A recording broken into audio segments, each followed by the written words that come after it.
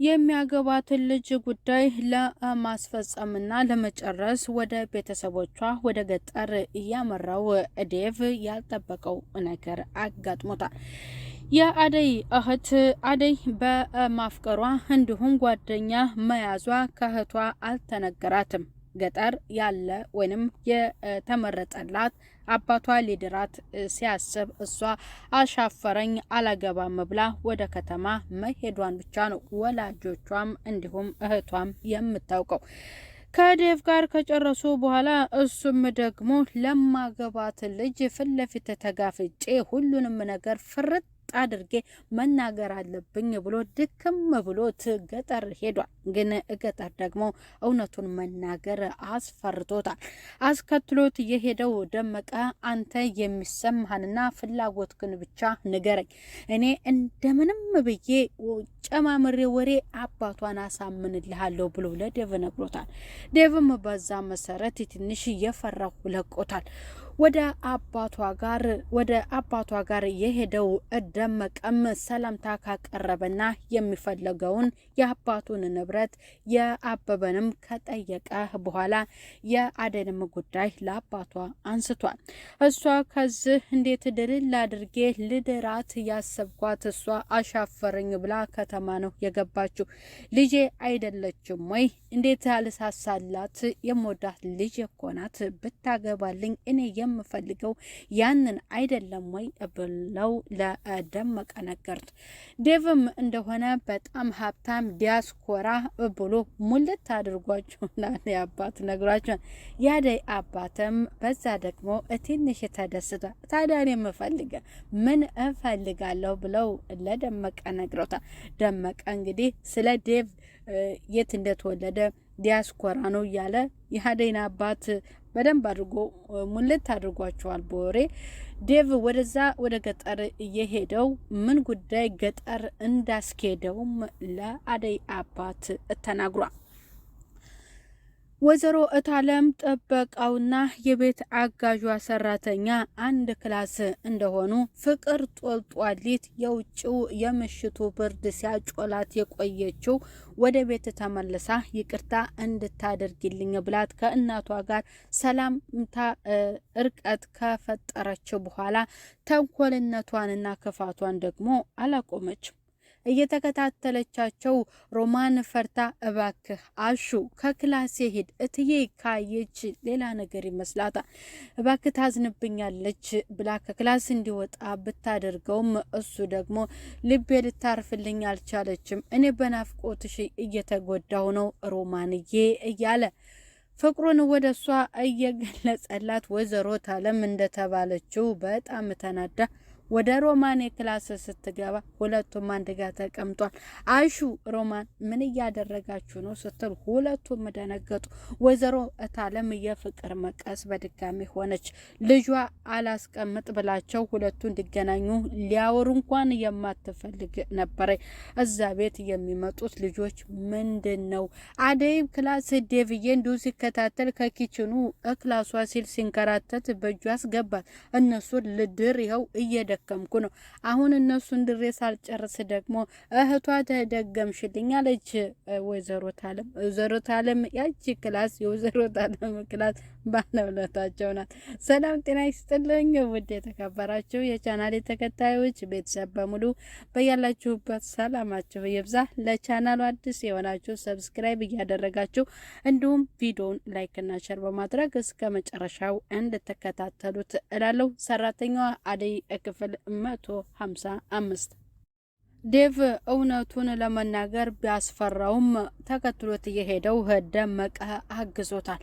ለአባቷ በራሱ በፈለገው ንብረት አሳቦ ይህንን ልትጠይቀኝ ነው ገና ከአጠገቤ ከመንጣትህ ጀመርክ ብሎ በአባቱ ጉዳይ አንስቶ ነበረ። በአደይም እንደገና ደግሞ በሷም ጉዳይ አንስቶ አባትየው ምን ይላሉ ስልኳን ልስጦትና ስለ ልጆ ደውለው እሷ እንዲጠይቋት ብሎ ነግሯል። እሳቸው የፈለጉት የገጠሩን ባል ነበር። ለዚያም ደግሞ ምን ሸሽታ ነው የሄደችው? አላገባም ብላ አይደለም ወይ? ታዳኔ ምንድን ነው የፈለጉት? ትዳር እንድትይዝልኝ አይደለም ወይ ስሎ ያደይ አባት መልሷል። ዴቭ ወደ ገጠር የሄደው ጉዳዩን ለማስጨረስና እሱም ለመተዋወቅ እንደሆነ ከውጭ ሀገር ከፈረንጅ ሀገር እንደሄደ በጣም ሀብታም የሀብታም ልጅ እንደሆነ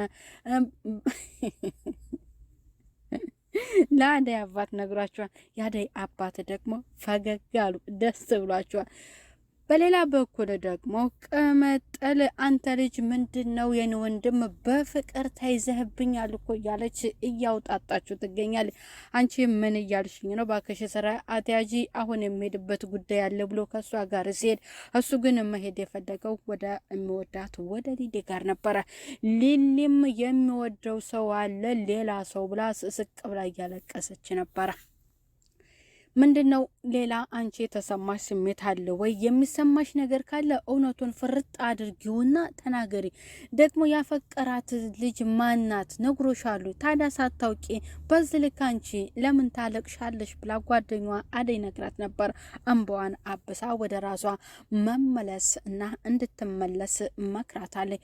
ወደ እሷ ቤት የሄደው ስለ እሷ ማወቅ እንዲሁም ደግሞ ናፍቀው የሄደው ባቡሬ አጠገቧ ተቀምጦ እሷ ተረጋግታ እንድትጠይቀውና ያቺ ሴት ማናት ብለሽ ማጣራት አለብሽ። አንቺ ደግሞ ከወደድሽው እውነቱን መናገር አለብሽ።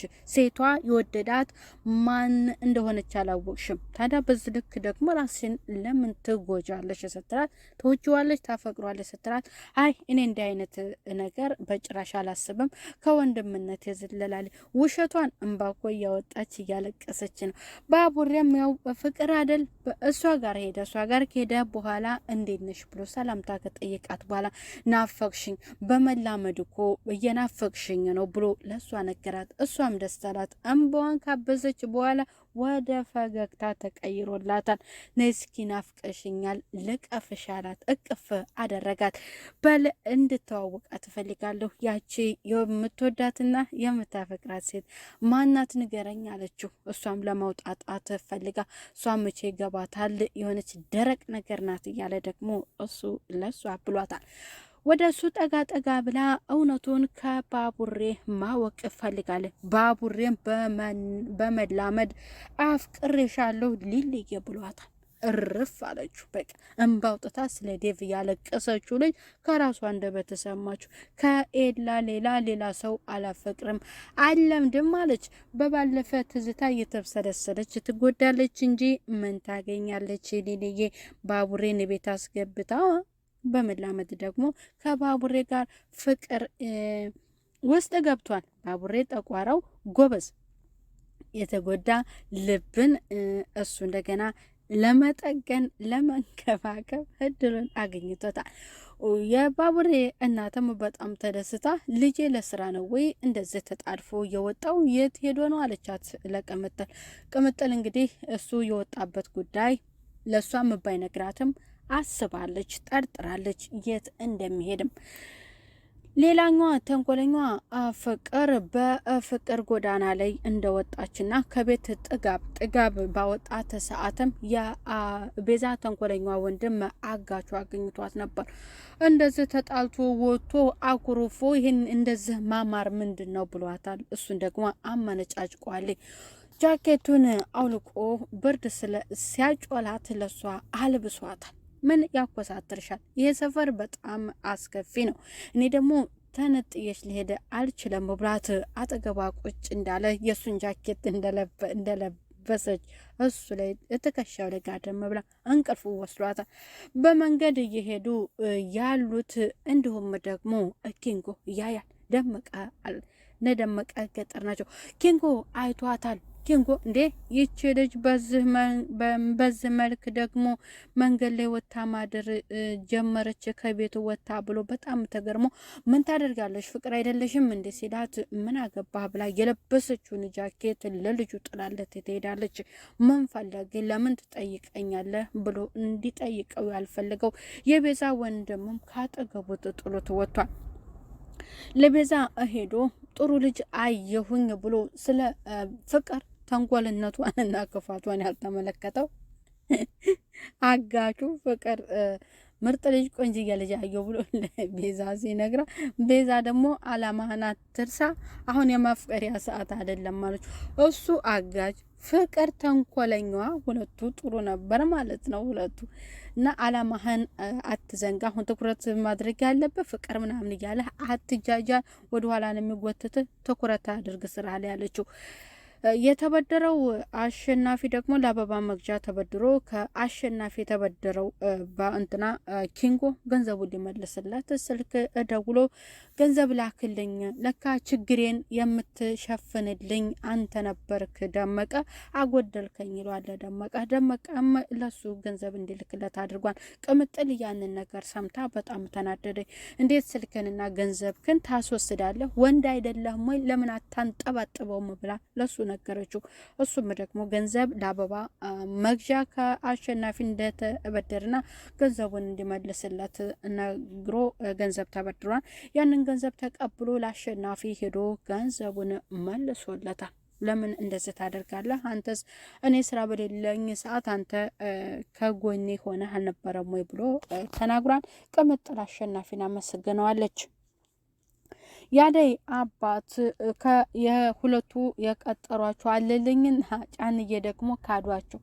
እንደኛ ቅንቅና የሚሆኑ ሽማግሌዎች እኛ የነሱ አሽከር ሆነን ልንኖር ነው ወይ ብሎ አለልኝ በጣም ተናዷል።